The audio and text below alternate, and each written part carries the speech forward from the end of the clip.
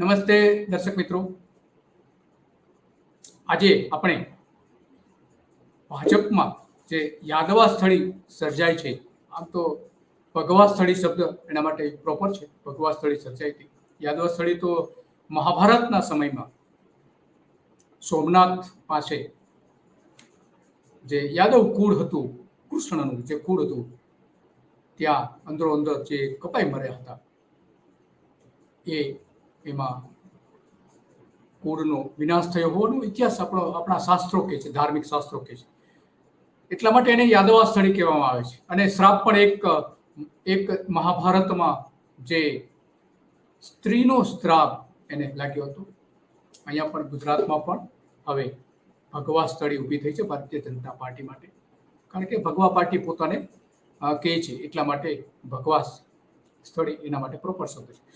અને શરૂઆત થઈ છે અમરેલીથી. અમરેલીમાં આજે પણ શક્તિ પ્રદર્શન ચાલુ રહ્યું હતું. અમરેલીમાં દિલીપ સંઘાણીએ 130 સહકારી સંસ્થાઓના દ્વારા એમનું પોતાનું સન્માન કરવાનો મોટો કાર્યક્રમ રાખ્યો હતો. એમાં પાટીલ હાજર હતા. અને એટલા માટે એવું કહેવાય છે કે આ જે શક્તિ પ્રદર્શન અમરેલીથી શરૂ થયું છે, એ પાટીલનું પતન નોતરશે એવું લાગી રહ્યું છે. અને એટલા માટે અમરેલીનું રાજકારણ આજે આખા દેશમાં ચર્ચાસ્પદ બન્યું છે. ત્યાં મેન્ડેટ જે અપાયો હતો ભારતીય જનતા પાર્ટી દ્વારા ઇફકોની ચૂંટણીમાં, એનો અનાદર કરીને દિલીપ સંઘાણી અને જયેશ રાદડિયાએ પાટીલના ગાલ ઉપર તમાચો માર્યો હતો. એ આજે આખા દેશમાં ચર્ચાસ્પદ બન્યું છે. અને ત્યાર પછી જે ઘટનાઓ બની છે, ઈલુ વાળીથી લઈને ઘણી બધી, તો એ ઘટનાઓ જે બની છે એના પછી ભારતીય જનતા પાર્ટીમાં આંતરિક વિખવાદો એટલા મોટા પ્રમાણમાં શરૂ થયા છે કે એને ઠારવા માટે મુશ્કેલ છે. અને બની શકે છે કે આ જે શરૂઆત અમરેલીથી જે થઈ છે, એ પાટીલ માટે ગુજરાત ભારતીય જનતા પાર્ટીના પ્રદેશ પ્રમુખ છોડવું પડે એવી પરિસ્થિતિ ધીમે ધીમે ઊભી થઈ રહી છે. અને કદાચ છોડવું પણ પડે. અને એટલા માટે આ જે દિલીપ સંઘાણીનું જે શક્તિ પ્રદર્શન થઈ રહ્યું છે અમરેલીમાં, અને અમરેલીમાં આંતરિક વિખવાદો જે ઊભા થયા છે, ભારતીય જનતા પાર્ટીના ટોચના નેતાઓ ત્યાં વારંવાર દોડી જવું પડ્યું છે. ઇવન પાટીલે પણ દોડી જવું પડ્યું હતું ત્યાંના વિખવાદોને શાંત કરવા માટે, પણ એ શાંત કરી શક્યા નથી. આખા ગુજરાતમાં 26 બેઠકોમાંથી 13 બેઠકોમાં એ વિખવાદો એના ઊભા થયા છે. અને આ જે આપણે મેન્ડેટ જે અપાયો હતો એ આપણે જોઈ રહ્યા છે. અને આપણી સાથે આજે અમરેલીના મહાનુભાવ જોડાઈ રહ્યા છે. અમરેલીમાં જે કંઈ ઘટનાઓ બની છે એમાં એના સાક્ષી રહ્યા છે જેનીબેન ઠુમર.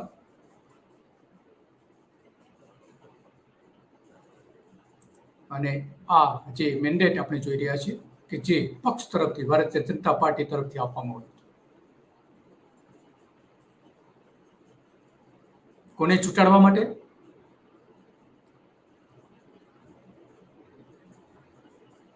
પક્ષનો આદેશ હતો. અને એટલા માટે બિપિન ગોતાને, કે જે અમિત શાહના એકદમ નજીકના કહેવાય છે. તો આ બધી જ ઘટનાઓ જે આસપાસ થઈ રહી છે એના કારણે આ એક યાદવા સ્થળી થઈ. અને આજ 1-2 દિવસમાં આજ ભારતીય જનતા પાર્ટીના જે 2 નેતાઓ છે એની સામે કેટલીક પત્રિકાઓ શરૂ થઈ છે. આ બંને નેતાઓ સામે પત્રિકાઓ શરૂ છે. પત્રિકાઓમાં એના કૌભાંડોનું વર્ણન કરવામાં આવ્યું છે. કૌભાંડો ઘણા બધા બેંકને લગતા કૌભાંડો છે. પછી ઇફકોમાં જે દિલીપ સંઘાણીએ જે ગેરરીતિઓ આચરી છે એનો પણ પત્રમાં ઉલ્લેખ છે. અને અહીંયા અજય પટેલે બેંકોમાં કઈ રીતની ભરતી કરી છે એના પણ આરોપોનો એક પત્રિકા શરૂ થઈ છે. પત્રિકા યુદ્ધ પણ શરૂ થયું છે ભારતીય જનતા પાર્ટીમાં. અને ભાજપના ટોચના જે નેતાઓ છે એને આ પત્રિકાઓ મોકલવામાં આવી છે. તો આજે યાદવા સ્થળીનું નિર્માણ થયું છે, ભગવા સ્થળીનું નિર્માણ થયું છે, એ કદાચ પાટીલના પતન માટે કારણ બની શકે છે. આ શોર્ટ સર્કિટ કેમ થઈ એ એક સવાલ છે. શા માટે આવું થયું? મૂળ કારણ છે જે પાટીલે જ્યારે આદેશ આપ્યો હતો પક્ષ દ્વારા કે બિપિન પટેલને ચૂંટવાના છે, પરંતુ એની સામે જયેશ રાદડિયા અને દિલીપ સંઘાણીએ નક્કી કર્યું કે ભાઈ આમાં પાર્ટીનો આદેશ ન ચાલે, આ સહકારી માળખું છે, સરકારી માળખામાં ન ચાલે. અને એટલા માટે એનો વિરોધ કર્યો અને પોતે પણ ચૂંટાયા. બંને સારી રીતે. અને અમરેલી આપણે જોઈ રહ્યા છીએ, અમરેલી આજે ભાજપના ભૂકંપનું કેન્દ્ર બની ગયું છે, કે જે અગાઉ પણ ઘણી વખત અમરેલીમાંથી ભારતીય જનતા પાર્ટી સામે ભૂકંપના આંચકા આવ્યા છે. અહીંથી જ, અમરેલીથી જ ઘણા બધા આવ્યા છે. આ બધાની વચ્ચે દિલીપ સંઘાણી જે અમરેલીમાં પાટીલ સામે શક્તિ પ્રદર્શન કરી રહ્યા છે, ભાજપના આંતરિક ડખાનું સૌથી મોટું સ્વરૂપ છે.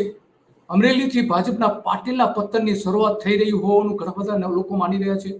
ઇફકોમાં ચૂંટાયા બાદ સંઘાણીનું 130 સંસ્થાઓ સાથેનું જે સંવનન છે એ પાટીલને ભારે પડી રહ્યું છે. ત્યાં ભાજપના ઘણા બધા નેતાઓ ગયા છે. પૂર્વ પ્રમુખ આરસી ફળદુ, નીતિન પટેલ ગયા છે, ઘણા બધા નેતાઓ ત્યાં ગયા છે. અને બીજું કે દિલીપ સંઘાણી આજ સુધી ક્યારેય પોતાનો જન્મદિવસ મનાવતા નતા, પરંતુ આ 71મો જન્મદિવસ એમણે અમરેલીમાં મનાવ્યો છે. અને એટલા માટે અમરેલીનું જે રાજકારણ છે એ અત્યંત ગરમાઈ ગયું છે.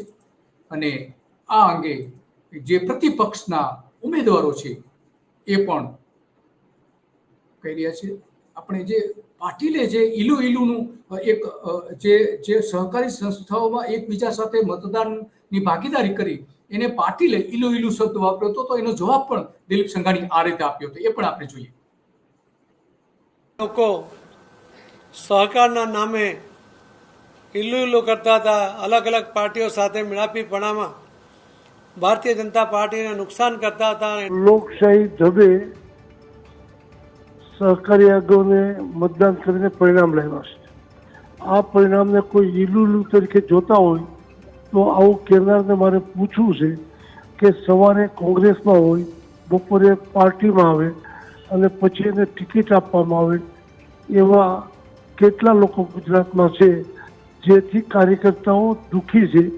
એને ઈલુલુ કહેવાય કે ભાજપ ચૂંટાય એ ઈલુલુ કહેવાય?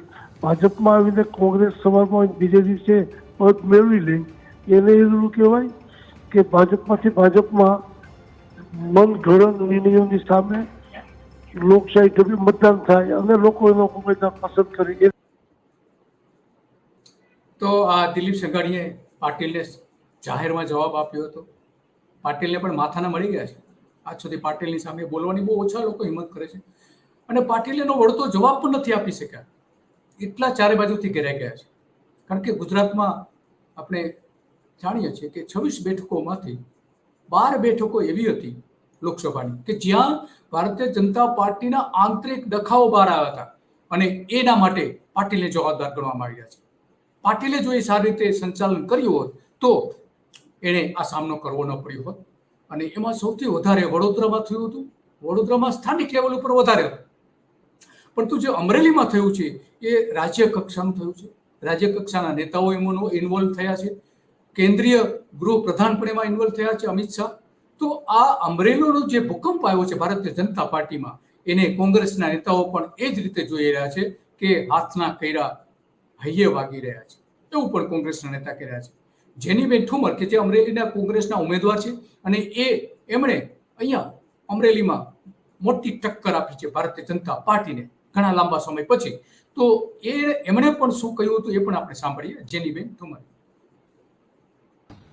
અમરેલીમાં ભારતીય જનતા પાર્ટીના પૂર્વ સાંસદ નારણભાઈ કાછડિયાએ આજે જે પોતાનો રોષ વ્યક્ત કર્યો છે, આ તકે હું ભારતીય જનતા પાર્ટીના પૂર્વ સાંસદને ખૂબ હૃદયપૂર્વકના ધન્યવાદ અને અભિનંદન પાઠવું છું. કારણ કે એમણે સત્ય લોકોની સામે લાવ્યા કે ભારતીય જનતા પાર્ટીની અત્યારની આંતરિક પરિસ્થિતિ શું છે. જે ગઈકાલની ઘટના થઈ કે જેમાં જયેશભાઈ રાદડિયાની જીત થઈ, એમાં પણ હું અભિનંદન આપીશ માનનીય દિલીપભાઈ સંઘાણીને કે જેમણે ભારતીય જનતા પાર્ટીથી ઉપર ઉઠીને જે સત્યનો સાથ આપવો જોઈએ આપ્યો ને જયેશભાઈ રાદડિયાની જીત થઈ.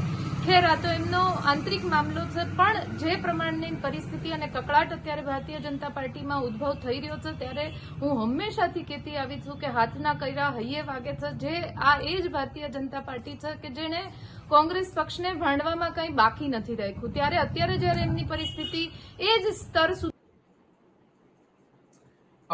સ્તર સુધી આવી ગઈ છે એવું જેનીબેન કહેવા માંગતા હતા. તો આ આખું જે આંતરિક યુદ્ધ શરૂ થયું છે ભારતીય જનતા પાર્ટીનું, તો એના પ્રતિપક્ષ જે કોંગ્રેસ છે એ પણ એ જ રીતે જોયેલું છે કે તમે અમને અત્યાર સુધી માનતા, હવે તમારામાં જે થઈ રહ્યું છે આમાં જેનીબેન ભલે ગમે તે કહેતા હોય, પરંતુ ખરેખર ધોવાણ કોનું થઈ રહ્યું છે? ધોવાણ પાટીલની રાજકીય આબરૂનું તો થઈ જ રહ્યું છે, પણ સાથે સાથે અમિત શાહ અને નરેન્દ્ર મોદીનું પણ ધોવાણ થઈ રહ્યું છે.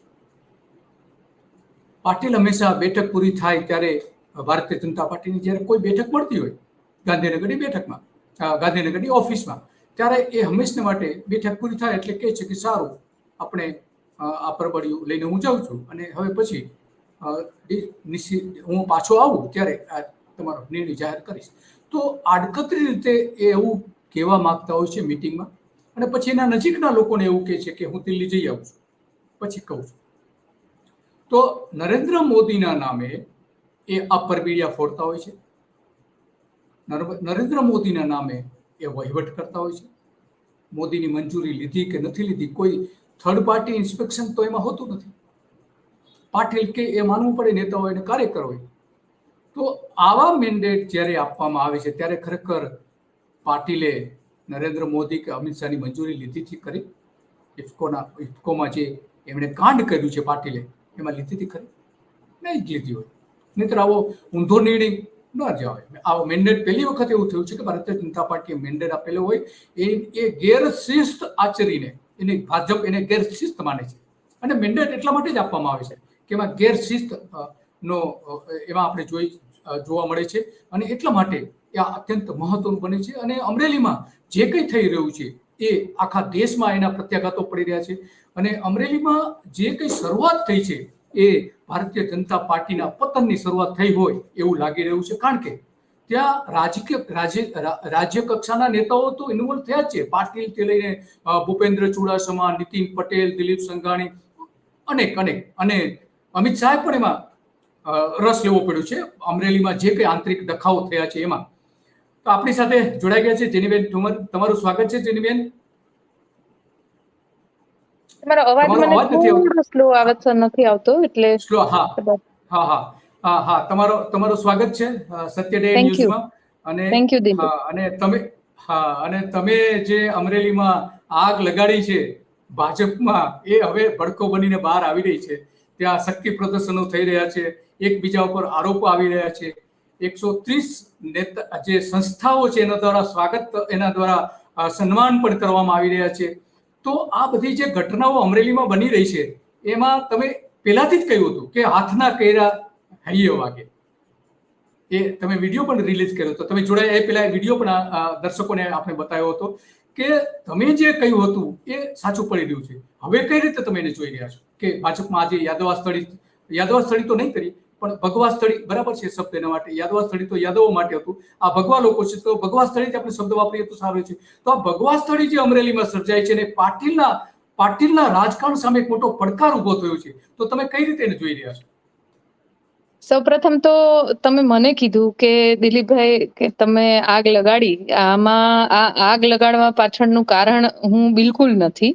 આ આગ લગાડવા પાછળનું કારણ એમની નીતિઓ અને જે છેલ્લા કેટલાક વર્ષોથી કે જે આરએસએસ ના નામે સત્તા ઉપર આવ્યા, આરએસએસ ના મૂલ્યોના નામે સત્તા ઉપર આવ્યા, એ મૂલ્યો વિસરાતા ગયા. છેલ્લા કેટલાય સમયથી જે મેઇન થીમ હતી આરએસએસ ની, જે મેઇન સત્તાકરણ સુધી પહોંચવાની જે પગથિયાઓ હતા, એ પોતે એક પછી એક પગથિયાઓ ચડીને નીચેની સીડી તોડતા ગયા. જે આપણે આમ જનરલ વાતોમાં કરીએ એવી રીતના એ તોડતા ગયા, અને જે સર્વોચ્ચ સત્તા સ્થાને પહોંચ્યા પછી મૂલ્યોના નામે શૂન્ય કહી શકાય એ પ્રમાણેની નીતિઓ જ્યારે ઘડાતા ગયા. ફક્ત એક જ લક્ષ્ય રાખ્યું કે કોંગ્રેસ પક્ષને તોડવાનું, પણ એ લક્ષ્યની સાથે ભારતીય જનતા પાર્ટી અને એમના કાર્યકર્તાઓના મનોબળ પણ તૂટતા રહ્યા. એનું અત્યારે આ જે ભડકો થયો છે એનું મુખ્ય કારણ ફક્ત અમરેલી નહીં, અમરેલી તો એક ઝાંકી છે, બાકી આખાએ ગુજરાતમાં નહીં, હું તો કહીશ કે આખાએ ભારત દેશમાં આ પરિસ્થિતિ ભારતીય જનતા પાર્ટીના કાર્યકર્તાઓની છે. હું પોતે ચૂંટણી લડી, હું મારા ભાષણોમાં પણ બોલી છું કે અત્યારે સૌથી વધારે કોઈની દયા ખાવી જોઈએ તો એ ભારતીય જનતા પાર્ટીના કાર્યકર્તાઓની ખાવી જોઈએ, કારણ કે એમને પોતાને ક્યાંક એવું લાગે છે કે એમનું શોષણ થઈ રહ્યું છે, એટલા માટે કે જ્યારે કંઈક આપવાનું થાય ત્યારે કોંગ્રેસ પક્ષમાંથી તોડીને ફક્ત એક જ વાત કે અત્યારે કોંગ્રેસ પક્ષને તોડવો છે તો એ સત્તાકરણ સુધીનું જે જર્ની કહી શકાય એ લાંબુ ન જઈ શકે. એટલે અમરેલી તો એકમાત્ર ઉદાહરણ છે કે આ એક રોષ બહાર આવ્યો, એનું આ દરેક જગ્યાએ રોષ છે જ, પણ બોલવાની હિંમત ક્યાંક સત્તા સ્થાને બેઠા છે એટલે નથી કરી શકતા, ક્યાંક પોતે હોદ્દાઓ ભોગવી રહ્યા છે કે ભોગવેલા છે એટલા માટે નથી હિંમત કરી શકતા, ક્યાંક એક ગર્ભિત ભય છે અંદર કે અમે બોલશું તો અમારા માથે કોઈના સો એન્ડ સો ટાઈપના એક્શન્સ લેવાશે એટલા માટે નથી કરી રહ્યા. પણ હવે પછી જે શરૂઆત થઈ છે આ શરૂઆત ક્યાં જઈને અટકશે એની કોઈ કલ્પના નથી. એટલે જે કોંગ્રેસ મુક્ત ભારતની વાતો કરી, અત્યારે ભારતીય જનતા પાર્ટીને હવે પછીના વર્ષોમાં બચાવવા માટેની વાતો થવાની શરૂઆત થઈ છે અને હવે થતી રહેશે. એ સ્પષ્ટ આ જે અમરેલીથી ઘટના ચાલુ થઈ છે, આમ તો અમરેલીથી થઈ એવું ન કહી શકાય, કારણ કે વડોદરામાં જે પ્રમાણેની જ્યારે ટિકિટનું વિતરણ થયું અને જે રોષ બહાર આવ્યો તો ત્યાંથી જ શરૂઆત થઈ ગઈ હતી, પણ એન કેન પ્રકારે બધું દબાવી દેવાનું જે ઉકળતો ચરુ હતો, ભારેલો અગ્નિ હતો, એને ક્યાંક બહાર નહીં આવવા દેવાના પગલા થયા, પણ ક્યાં સુધી થઈ શકે એનું ઉદાહરણ અમરેલીમાં નારણભાઈએ પૂરું પાડ્યું. નારાયણભાઈ કાછિયા, બરાબર. તો આ જે વડોદરામાં તમે કહ્યું છે, તો વડોદરામાં તો મને લાગે છે કે જે મહિલા મોરચાના અગ્રગણી નેતા હતા જ્યોતિબેન, એને જ્યોત પ્રગટાવી હતી.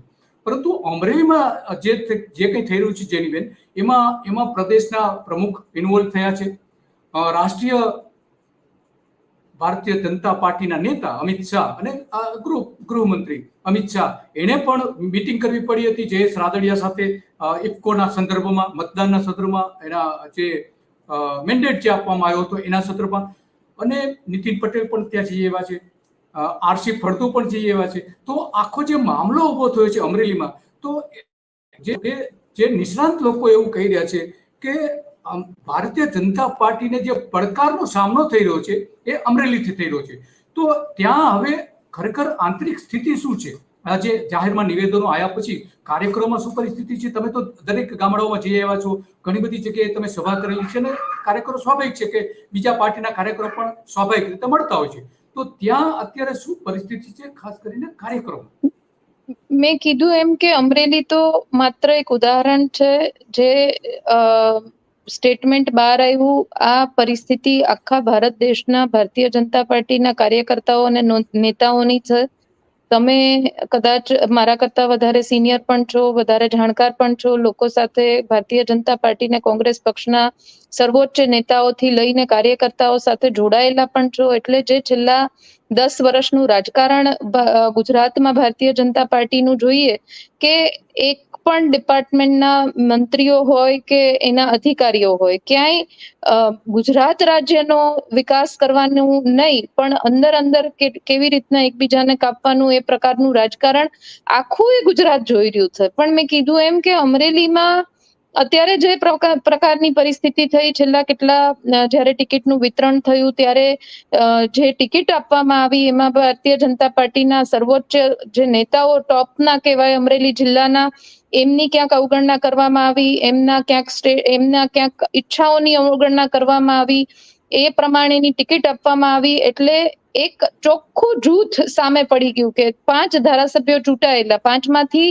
આમ જોવા જાય તો 2 તો કોંગ્રેસ પક્ષના ધારાસભ્યો, જે ધારીના જેવી કાકડિયા કે જે કોંગ્રેસ પક્ષમાંથી જઈને ભારતીય જનતા પાર્ટીમાંથી ધારાસભ્ય બન્યા. એટલે ત્યાં ધારી જે વિધાનસભા કહેવાય એમાં પણ કાર્યકર્તાઓની પરિસ્થિતિ એવી જ હતી. એ જ પ્રમાણે અમારી લાઠી વિધાનસભા, એમાં પણ જનકભાઈ તળાવિયા જે પ્રમાણે ધારાસભ્ય, આમ તો તાલુકા પંચાયતના પ્રમુખ કોંગ્રેસ પક્ષના હતા અને ભારતીય જનતા પાર્ટીમાં જોડાયા પછી સીધી જ ભાજપની ટિકિટ દઈને ધારાસભ્ય થયા.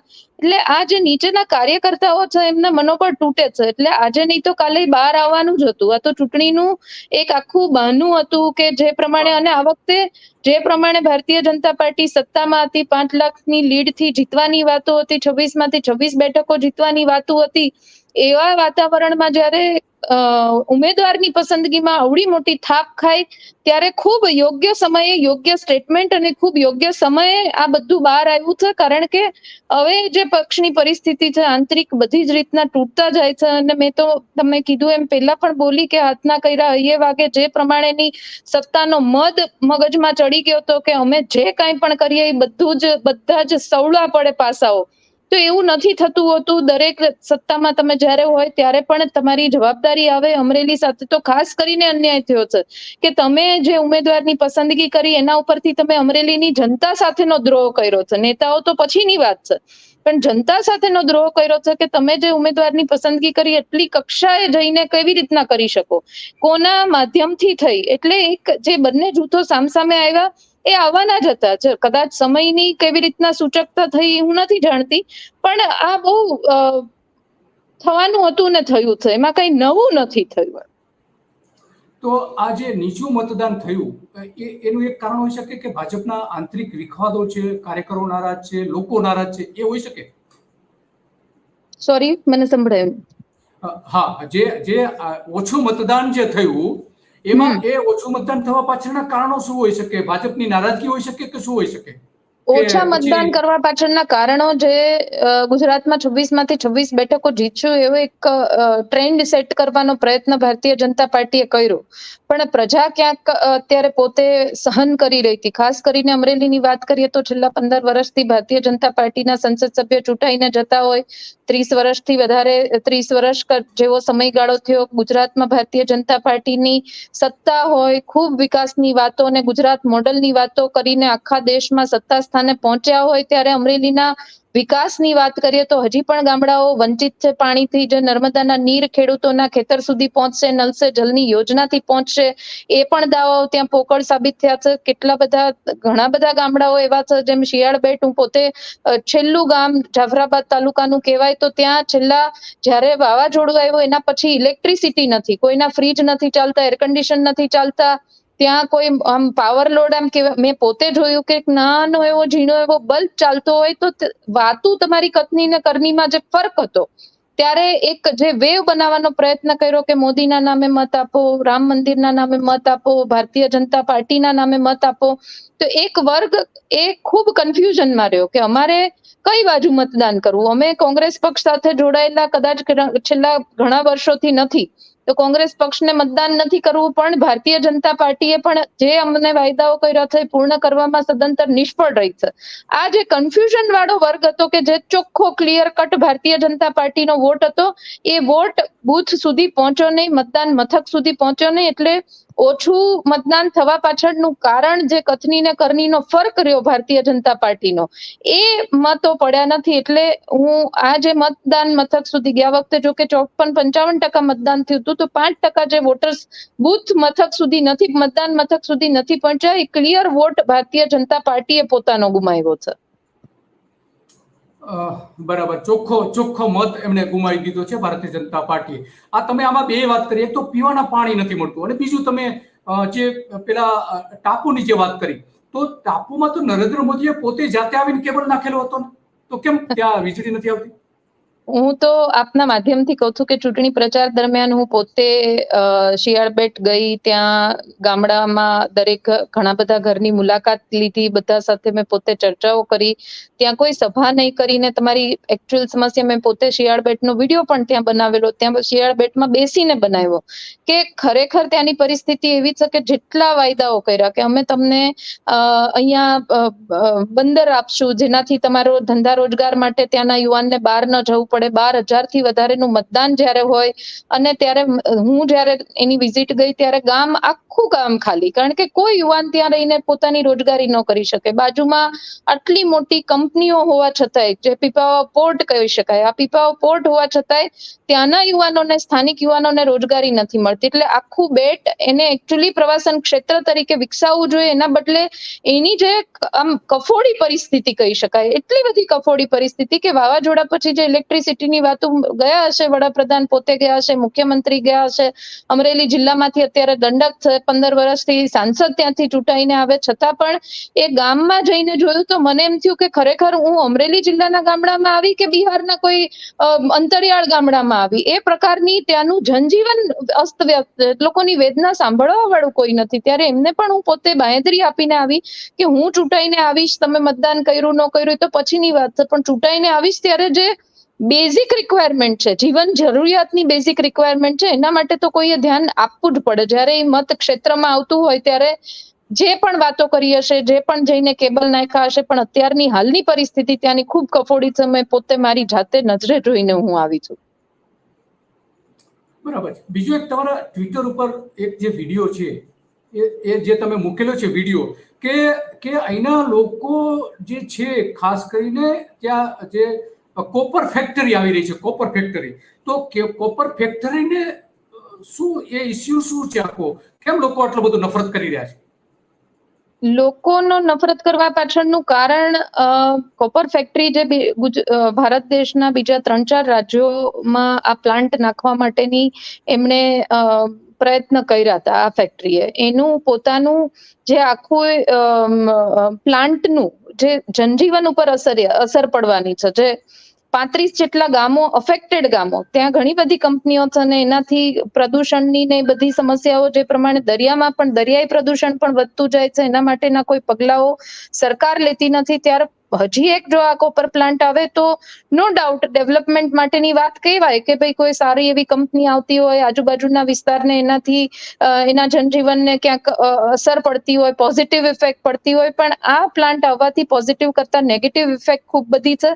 આજુબાજુના 35 ગામોના જનજીવન, આવનારી પેઢી, એના સ્વાસ્થ્ય ઉપરની અસરો, આ બધી ખૂબ વિપુલ પ્રમાણમાં છે. એના માટેનો જવાબ સરકાર પાસે નથી. ત્યારે હું પોતે જઈને જે કોપર ફેક્ટરીની સામેનું આંદોલન ચાલી રહ્યું છે, આંદોલનકર્તાઓની વાત સાંભળી, એમના જે વકીલો હતા એમની પણ વાત સાંભળી. એટલે જે એના સ્વાસ્થ્ય ઉપરની, કે જેને આપણે કહી શકાય હેલ્થ ડિપાર્ટમેન્ટના એના જે સર્ટિફિકેટ્સ આપવા જોઈએ, કે હેલ્થ ડિપાર્ટમેન્ટની કોઈ પણ પ્રકારની બાંહેધરી આજુબાજુના ગામડાઓને નહીં આપીને અહીંયા પ્લાન્ટ આવશે એવી સીધી વાત કરે, ત્યારે એનો વિરોધ બીજો કોઈ નહીં પણ આ જે ગામડાઓ છે, જે અફેક્ટ થવાના છે, આજુબાજુના વિસ્તારના ઝાડવા ઉપરના પાંદડાઓ પણ બળી જાય, એ પ્રકારનું એનું પ્રદૂષણ ફેલાવાનું છે. તો એની જવાબદારી કોની? એ પ્રકારની કોઈ બાંહેધરી ત્યાંના લોકોને મળતી નથી. ત્યારે એ લોકોનું આંદોલન ખૂબ સારું કહી શકાય, કારણ કે આ કોઈના માટે થઈને ફક્ત એક પૈસા કમાવા માટેનું માધ્યમ કે કોઈની ભાગીદારી માટેનું માધ્યમ કરતા પણ આ જ્યારે પ્લાન્ટ નખાતો હોય ત્યારે આજુબાજુના ગામડાઓના લોકોને બોલાવીને એમને કહેવું પડે, એમને માનસિક શાંતિ આપવી પડે, કોઈ પણ જનજીવન ઉપર અસર નહીં થાય એના માટેના શું સરકાર પગલાં ભરવાની છે એ પણ જણાવવું પડે. એ કોઈ પણ પ્રકારની છણાવટ વગર સીધી જ કોપર પ્લાન્ટ અહીંયા આવશે એવી વાત થાય ત્યારે તો સ્વાભાવિક છે કે આવા આંદોલન થવાના. ને હું પણ પોતે માનું છું કે જ્યારે આવનારી પેઢીઓના સ્વાસ્થ્ય ઉપરના અસરને ચેડાવો થવાના હોય ત્યારે આ આંદોલન ખૂબ પોઝિટિવ વેમાં આ લોકોએ કર્યું છે અને એને વાચા મળવી જોઈએ એવું હું પણ માનું છું. હવે છેલ્લો સવાલ તમને છે કે આ બધું ભાજપમાં તો થઈ રહ્યું છે, પરંતુ કોંગ્રેસમાં પણ મહદઅંશે અમરેલીમાં આપણે જોઈએ છીએ. તમે પરેશ ધાનાણી જે રાજકોટ જવું પડ્યું, એ કેમ જવું પડ્યું? શું કારણ હતું? પરેશ ધાનાણીને રાજકોટ કેમ મોકલી દેવાયા? જો પરેશ ધાનાણીને રાજકોટ કેમ મોકલી દેવાયા એ તો પ્રશ્ન જ એટલા માટે નથી કે જ્યારે રૂપાલા સાહેબ રાજકોટ ગયા ત્યારે આ પ્રશ્ન પૂછવો જોઈએ કે કેમ રૂપાલા સાહેબને રાજકોટ મોકલી દેવાયા, કેમ મનસુખભાઈને પોરબંદર મોકલી દેવાયા. એટલે જે સત્તા સ્થાને હોય ને હંમેશા સવાલ એને કરવો જોઈએ કે તમે સત્તા સ્થાને છો, તમે ભાવનગરમાંથી સીધા તમે કહો છો કે બધી જ સીટો 5 લાખની લીડથી જીતવાના છે, તો પછી ભાવનગરથી જ લડવું જોઈતું હતું મનસુખભાઈ. જો 5 લાખની લીડથી જ જીતવાના છે તો અમરેલીથી જ રૂપાલા સાહેબે લડવું જોઈતું હતું. એટલે મોકલી નથી દેવાયા. પણ પ્રથમ વખત જયારે રૂપાલા સાહેબ ધારાસભ્ય હતા અમરેલીથી અને એમને પડકાર આપીને, જ્યારે ખૂબ બધું પરેશભાઈ માટે બોલ્યા હતા, એમને પડકાર આપીને ખૂબ નાની વયે પ્રથમ વખત ધારાસભ્ય પરેશભાઈ ચૂંટાઈને ગયા, ત્યારે રાજકોટ જિલ્લાના જનતા અને ત્યાંના આગેવાનોએ પરેશભાઈને પોતે બધાએ સાથે સામૂહિક આવીને, હું પણ એની સાક્ષી છું કે રાજકોટના બધા જ સંગઠનના નેતાઓ, પૂર્વ ધારાસભ્યો બધાએ આવીને વિનંતી કરી કે રૂપાલા સાહેબને પડકાર આપવા માટે તમે ત્યાં આવીને નેતૃત્વ કરો અમારું, તમારી ઉમેદવારી ઉમેદવારી નોંધાવો. પરેશભાઈ તો પહેલા દિવસથી ના પાડતા હતા કે હું લોકસભાની ચૂંટણી લડવા નથી માંગતો. અમરેલીથી જેની ઠુમરને ટિકિટ મળી છે તો એમના અણવર તરીકે કામગીરી કરીને એને જીતાડવાના પ્રયત્નો કરીશ. પણ પછીના જે સમીકરણો થયા, રૂપાલા સાહેબના મોઢે સરસ્વતી કોપાયમાન થયા, હું તો કહું છું કોપાયમાન થયા, ત્યાર પછીની જે ઘટનાઓ થઈ, સ્થાનિક નેતાઓ આગેવાનોએ બધાએ આવીને પરેશભાઈને વિનંતી કરીને જે ભાવ વિભોર રીતના વિનંતી કરી, એના સામે પરેશભાઈએ પણ એ પડકાર લેવાની અને જે પ્રમાણે રાજપૂતાણીઓ વિશેના શબ્દો અને ટિપ્પણીઓ થઈને જે રોષ હતો એમાં ક્યાંક પોતે જવતલીઓ બનીને કરી બતાવશે એના માટે ના નથી પાડી, પણ મોકલી દેવાયા એ વાત સાથે હું સહમત નથી. લોકોએ ત્યાંથી આવીને, આગેવાનોએ, સમાજોએ આવીને વિનંતી કરી અને એ વિનંતી પ્રેમ સભર કરી એટલે એમાં એમણે ના નથી પાડી, લડવાની તૈયારી બતાવી. બરાબર. હવે તમે અમરેલીમાંથી માનો કે તમે જીતી ગયા તો શું કરશો? અમરેલી માટે શું કરશો? ગુજરાત માટે શું કરશો જીતી ગયા તો?